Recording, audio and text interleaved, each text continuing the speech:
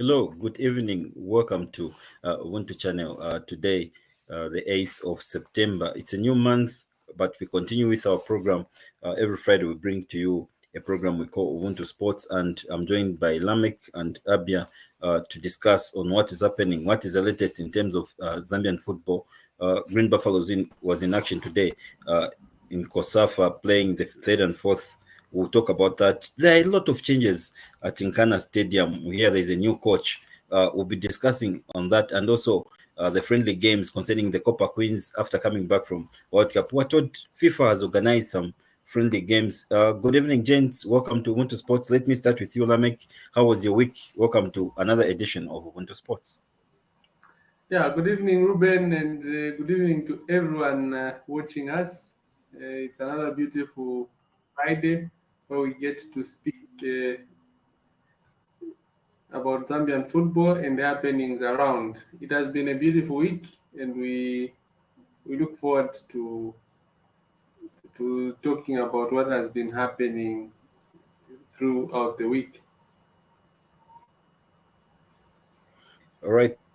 Good evening, Mr. Abia. How are you doing? And we're told National League is about to start in the Eastern Province.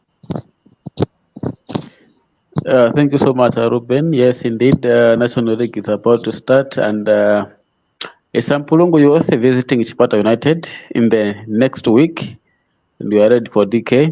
And I think everything is over and prepared. The team is ready to start the 2023-2024 campaign for National League. And it's a lovely good evening to the viewers also.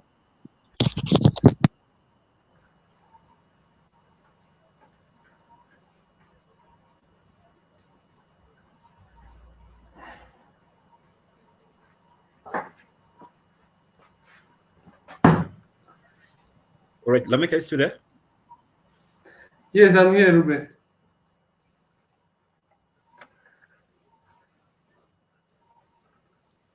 Abia, are you still there? Can you hear me now? Yes, I can hear you. All right. I don't know if you can hear me. Sorry. Some connectivity challenges there. But let's go into losing to Mamelodi Sundowns. I'm sure you watched the game. How was the game? And they lost again today.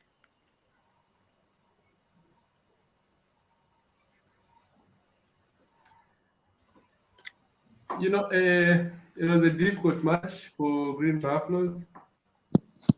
Losing 3-1 to Sundowns, today losing 2-1. Yes, they've been playing a good brand of football. They've been progressive. They've created a number of chances, but they're not that lethal in front of goal, which has led to them bowing out of the tournament at this level and failing to make it to the final. But a lot of positives to pick. We also look back at Green Buffalo's team that lost quite a huge number of their key players. They also lost their coach. They have a number of players that came in as new players. They came in just over 3 to 4 weeks ago.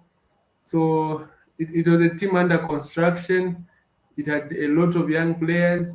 It also, in as much as that, we may not use that as an excuse because the girls were able to create a lot of chances, but found it really hard to score. If you watch today's match against the Costa do Sol, they created a number of chances. They would have won the match easily by very comfortable scoreline. But, whatever went wrong, they failed to win, picking up the pieces and they let them come back, re-strategize again, and get ready to go again.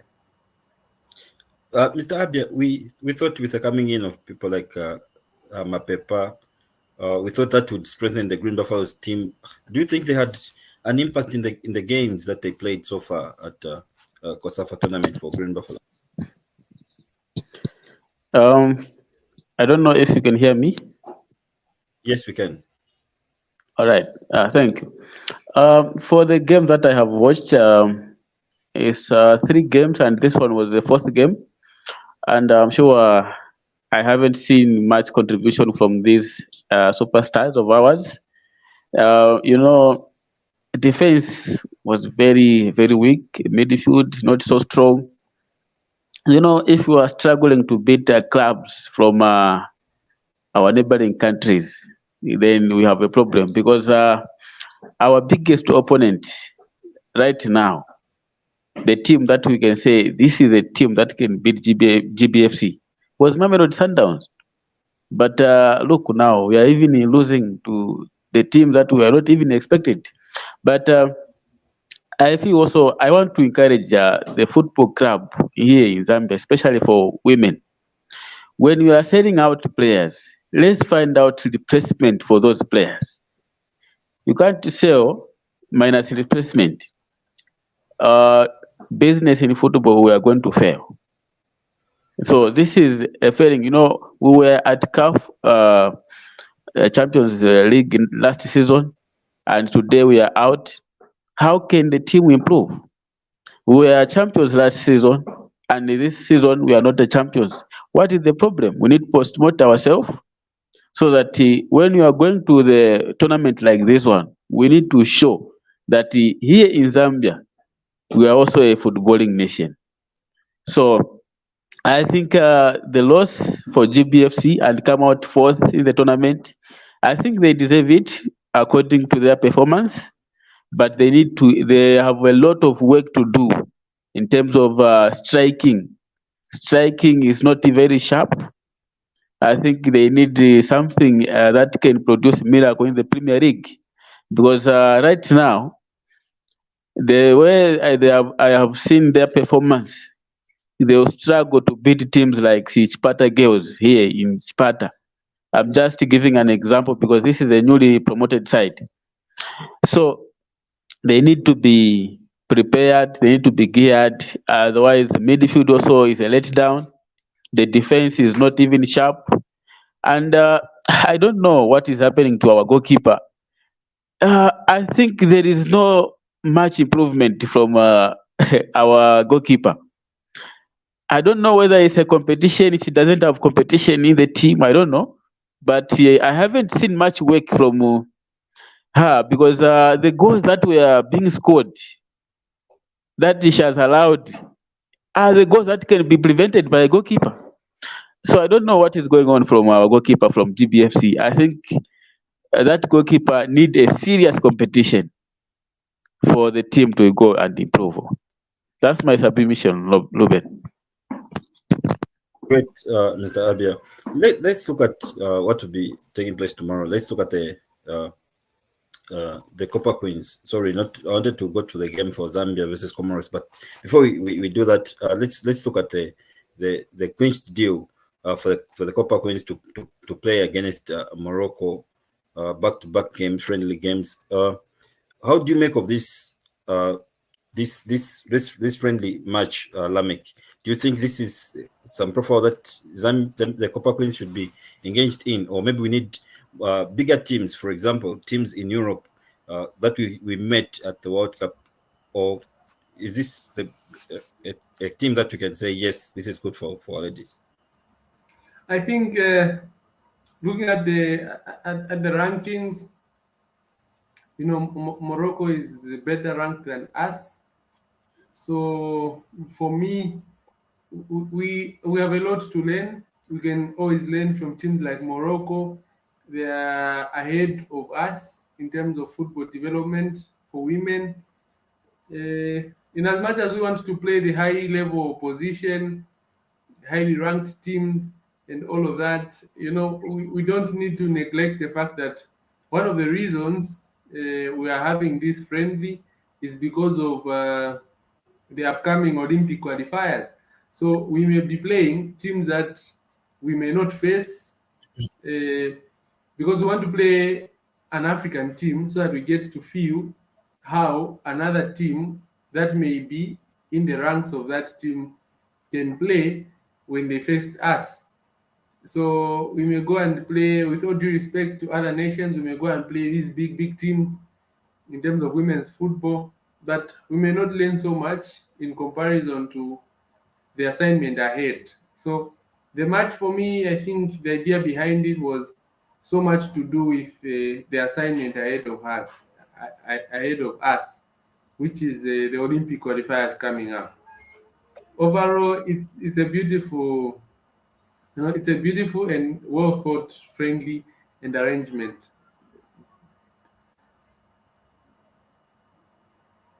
Great. Well thought arrangement. Looking at the way the Copa Queens have performed at the World Cup, but now this is the only game that will be playing after the World Cup. How huge do you feel this game will carry, like weight in terms of players now having that after losing the World Cup, now they're transitioning, coming back to playing friendly games? How how huge is this game, or maybe just one of these games that you shouldn't take much seriously, and maybe the coach might bring in new players, or do you think you should just continue with the same team that went to the World Cup so that you can just prepare for the upcoming Olympic games, or it's also it gives time or for the coach to look for the new players? Yeah, so as I was saying the Copa Queens are a team that is bruised, coming from the World Cup and the early knockout from the World Cup. But now we get into a tournament. We are newcomers in the tournament with a lot to learn. And it proved that we had a lot to learn. We lost heavily in the first two matches, which I think heavily contributed to our early elimination. But again, the team regroups, first friendly after the World Cup. You know, I believe that everyone has a point to prove now. And friendlies against Morocco should be a perfect, point to use to also try out maybe one, two new players that may be introduced, because in as much as we have those players that we are relying on so much, there are also a number of players that have been showing great potential in the league that can step in. So friendlies like those, we start bringing in those one, two, three players as we try to manage a transition in the women's game. It's difficult, yes. I know for Bruce it's also difficult, but I think it's manageable. It's something that can be done. All right, Mr. Abia, let's look at the Zambia national team. They're away facing Comoros in a dead rubber game. If you're coach, you're the coach, which team can you start with? Do you feel you should start with a strong team, or maybe this is just a friendly now? There's nothing to lose in this team. Let him try some new players. What do you make of this game, Comoros versus Zambia? I think I hope I'm loud and clear. Yes, you are. All right. I think for tomorrow's game, for me, I will not take it as a friendly game. If I was a coach, I could have taken this game to improve much on FIFA ranking, produce more goals, and have a clear 3 point with the clear goals. What I mean is scoring more goals in the game, especially as if we were playing away in Moron there. We need to beat this team with a big margin for us to improve on the FIFA ranking. But if I was a coach, I could have done that. First team lineup was the first option for me. Then, after scoring 3 or 4 goals in the first half, then in the second half, I can maybe add on those players that I feel this I can add. The time to test my players on the second rest is a time when the country is the team is having a friendly match. But in a game like this one, I'll go for a FIFA ranking in order for me to beat this team with a big margin. That's what I can do if I was a coach. Lameck, Abia's submissions that the team should play it all out just to improve the FIFA ranking. What do you make of this game? It's a dead rubber. And also want to get your quick comment on the absence of Ami Mabika. You know, I'm a Mavika. You know, there's been a lot of stories that have already been said by him, been said on him. And for me, I feel, you know, if he's a player that will don the Chipolopolo shirt in the future, we'll give him that. We'll wait for him to officially make his competitive debut for the national team. For now, I think a lot has already been said. And for Grant, again, I don't think he may want to spend so much time dealing with the Mavika issue. In as much as, yes, there's a passport that has already been issued, and his case is closed. He's fully able to feature for Zambia. You know, with the limited time, it may not be. So I'm just thinking out loud. I think maybe the thought of leaving him may not generally be about the fact that maybe he didn't show so much passion or desire or all those other things. Maybe I think it was just a thought that was based around him being available for the team with the few days that we have ahead of the match that we had, because the team entered camp on Monday. So from Monday to date, how many days have we had to train the team and do that, arrivals of the players and all that? For me, that's where I think his omission would have come from. With all due respect, with Grant say what Grant said, but I don't think he had labeled or actually responded directly to the question that the coach, that the journalist had asked in terms of him being left out. So that we may not want to be too superstitious about it, or you know, talk out of the blue out of it. So we'll leave it at that. And then tomorrow's match, you know, we go in like it's the first match of the qualifiers. We don't leave anything to chance. Let's go and get those points. If we can get the 3 points, let's go and fight for every point that is available. If we can get 15 points out of a group that on paper, yes, it looked tough, but with Grant available, you know, he's made the work look easy, because we have the quality, you know, and what we are seeing is just what a number of coaches in the past have failed to do. So, you know, for me, I feel let's go there, let's fight for every ball, let's fight to get the 3 points. Great. Let's look at the most contentious topic tonight, and that's the issue of Ian Bakala. Ian Bakala has moved from a team that is fourth on the log table in Forest Rangers, and has taken himself to a team in relegation in NKANA, the team that has played 3 games and lost all of them. a big move there, Lameck. What do you make of Ian Bakala's move to NKANA, the Red Devils? You know, that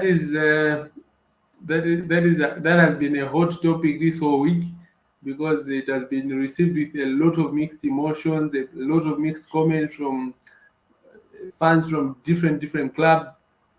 But for me, one thing is that coaches will always leave, coaches will always come, coaches will always go. For me, that's one thing I've always maintained, to say coaches will always come, coaches will always go. So for Forest Rangers, yes, they may have felt after the Charity Shield win and after a good start to the league, might have felt that that was their season. They could have had something to fight for at the end of the season, maybe retain the APSA Cup, or maybe fight for the ZSL, or maybe fight to play continental football at the end of the season. I think the belief was there, you know, the ambition was there from everyone in the club. But now you have a situation where a coach leaves.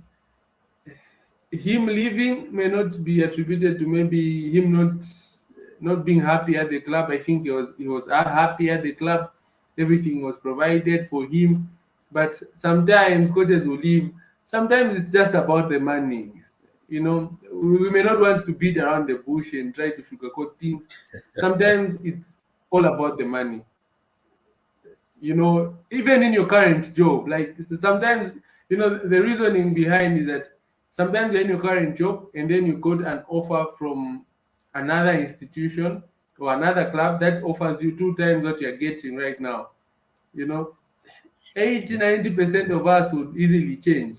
So sometimes we may want to to be so critical about these coaches, but change will always be there. Look at the Premier League. Coaches leave, go to another club, maybe don't succeed, get fired, they'll still find another job. So coaches will always come, coaches will always go. For Forest Rangers, it's a battle of finding the perfect replacement for Ian Bakala. Remember, after those 2 trophies that Bakala brought, the level has been set higher. So a coach that will come in now should be a coach that will be able to continue on the trajectory that Bakala created.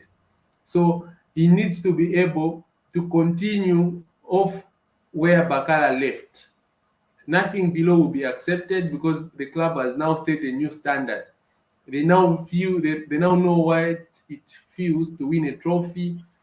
So they don't want to let that feeling go. Bakala built a good team, he recruited good players, and then they have the belief that they can go all the way. They can either fight for the title, fight to retain the Absa Cup, or fight to get to get the ZSL, or at the fight to get a continental slot. So coach that comes in has to be able to bring those results to the club because the club is very ambitious now. For NKANA, Bakala will succeed at NKANA because of how bold he is in his decisions and everything that it is about him.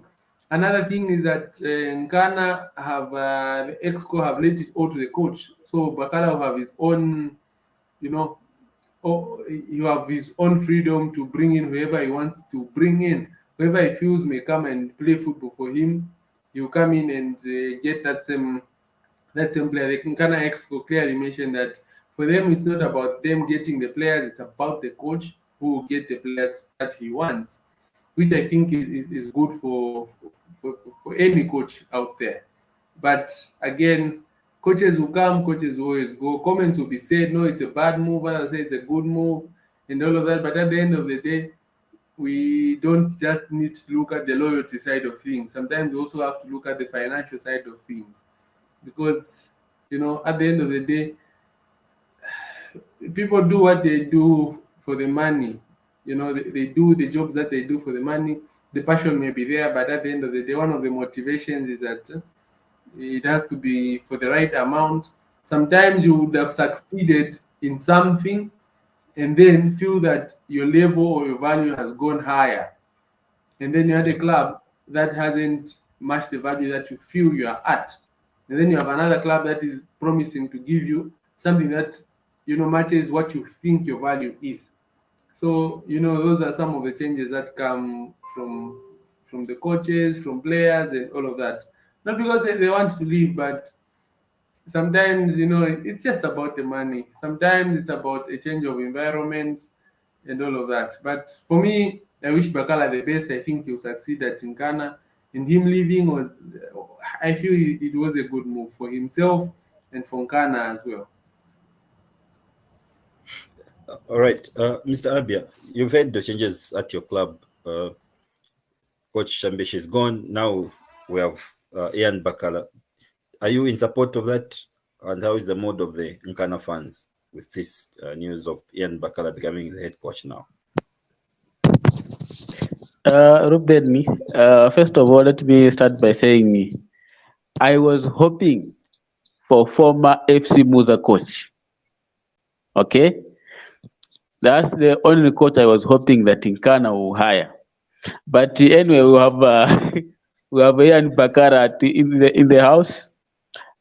Sir, welcome to the club. This is NKANA that is fighting relegation, and we need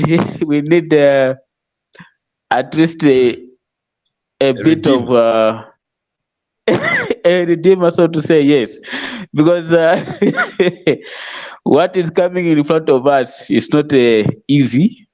We have big teams to beat for us to walk out that red zone. For the NKANA management, let me say thank you to you, though not very much, because this decision that you are making right now, maybe we could have made this decision long ago. But again, this Ian Bakala that you have hired, I don't demand a lot from him, because it's when you start building the team.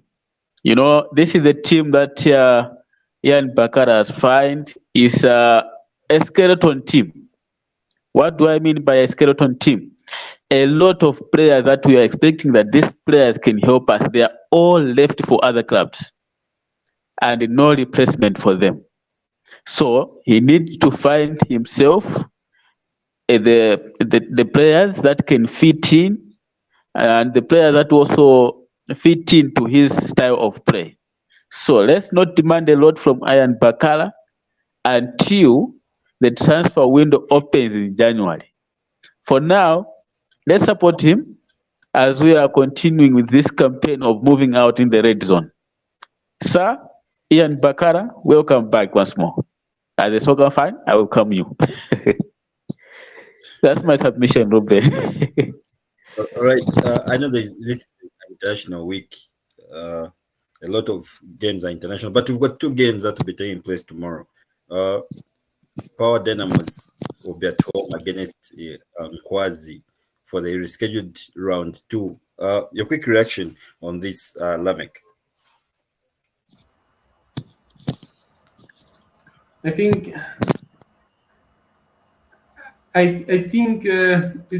both matches are tricky matches.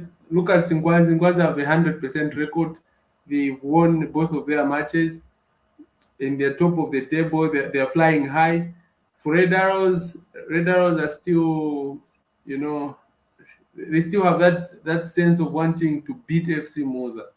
Looking at how the last match ended at Nkoloma Stadium, so Yeah. it's gonna be a tricky match. The Moza versus Red Arrows, I think, will be the more entertaining of the two.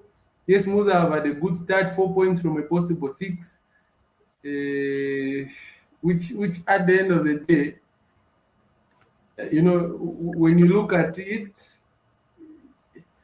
it's good for FC Moza because it's like they're starting where they left off. They played 2 home matches and then haven't lost. So going into the Red Arrows match, they'll feel confident that they can go to Nkoloma and cause another major upset at Nkoloma Stadium. But Red Arrows, again, they know what is at stake. They know what they need to do. The start of their league, yes, they beat NKANA. They went and drew against Forest. The results may not look like push them on the top of the table, but a win tomorrow against FC Moza may get them to the top of the league table early on. For Power Dynamos, Mwenyash People has a lot of work to do. He has to prove his doubters wrong. He needs to beat Nkwazi and hope that next weekend as he plays against Simba, he gets another win, because there's been a lot that has been said on him and his tactics. So, a tricky weekend tomorrow, but very promising and interesting matches. And then those are matches that will play as curtain raiser matches for Chipolopolo, because Chipolopolo will play at 21 hours. So you will catch some action of the ZSL and then later watch the Chipolopolo boys. So we wish all the 4 teams all the best as they take on their matches. And then may the best teams win. Who knows? We may see Nkwazi leading the table with 9 points from the 3 matches that they would have played. That would bring a lot of jubilation in Skanze.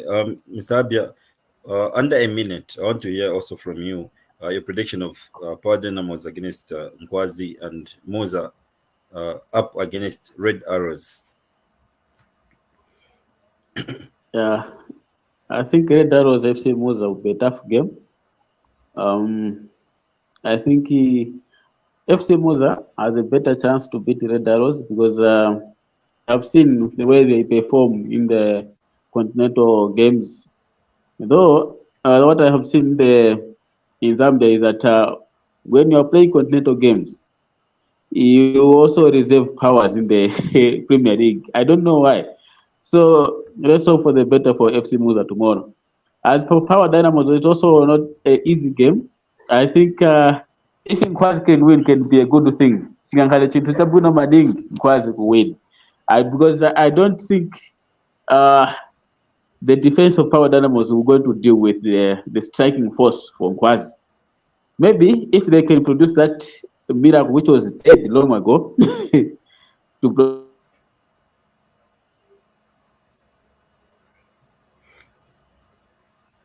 All right. It seems we've lost Mr. Abia. Lameck, which games are you watching this weekend? So tomorrow I'll be watching Red Arrows versus FC Muza, and we'll watch the Zambia versus Comoros match at 21 hours. All right. Great. Hope to watch some games. I think I'll watch the Red Arrows game as well. Well, I hope it's on Super Sport so that I can catch that game also, and also the Zambia game. Zambia game, surely I just have to watch it, and also I'll be following some of these African teams that are really fighting for them to qualify to the next edition of the Africa Cup of Games. Those are the games that I'll be looking at. A bit of Europe, if I'll just watch some highlights, but most of it I want to see these teams that are the remaining spots of these African teams that really want to go to the next Africa Cup of Nations. Lameck, we come to the end of the show. We'll have to meet again next time coming up, and we'll have a lot of things to talk about because we'll have the results for the Muza game versus Red Arrows. Last time when these teams met, the game ended by half time. They went to report each other at the police station, and then we'll also be discussing of the results concerning Power Dynamos. Power Dynamos, we know they are the defending champions, but so far they've drawn all the games that they've played two odd draws. Lameck, surprising, and the team that we saw struggling in relegation last season, surviving barely on the last day of relegation. Is a team that is topping the league so far. So interesting, and we'll be following that game as it unfolds on the Copper Belt. For now, it's goodbye from us. See you next week, same time. Bye bye.